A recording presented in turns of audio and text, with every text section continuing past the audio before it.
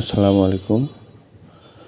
মোহাম্মদপুরে একটা food court, time square, ভালো একটা সুন্দর ফুড কোর্ট। আসলে মোহাম্মদপুরে ফুড কোর্ট ভালো বলতে আমার কাছে এটাই একটা মনে হয়েছে। অন্য যে ফুড কোর্টগুলো আছে সেটা না, বলার মতো না। তাই মাঝে মধ্যে চলে আসি ফ্যামিলি সহ এই ফুড কোর্টে। এদের এন্ট্রেন্সটা খুব সুন্দর, ন্যাচারাল একটা ভাইবস আছে, লাইটিং আছে অনেক সুন্দর, উডেন ডেকোরেশন, কিন্তু উডেন হলেও খুবই সুন্দর, দৃষ্টিনন্দন। বোঝা যায় যে আর্কিটেক্ট এটা বানাইছে তার রুচি আছে। কিছু কিছু বাতি জ্বলছিল না, তারপরও ভালো লাগছে। হয়তো মেনটেনেন্স ঠিকমতো করে না, মেনটেনেন্স করলে আরও ভালো লাগতো।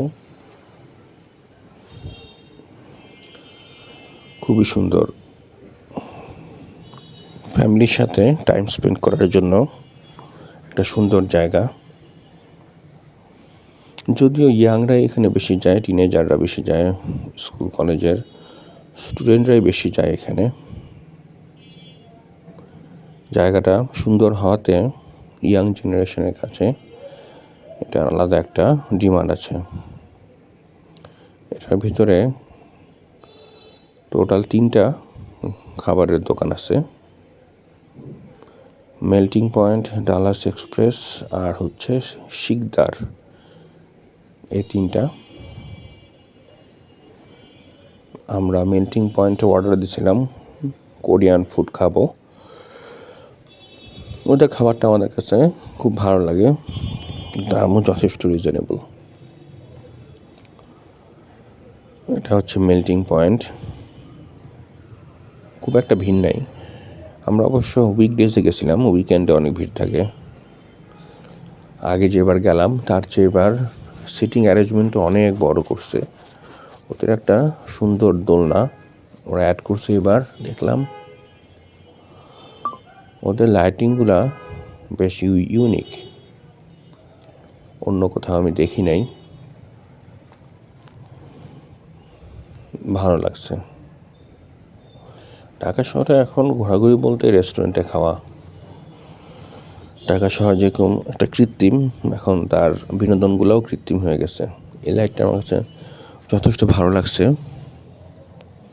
খুব সুন্দর। আমি কোথাও দেখিনি এই লাইটটা।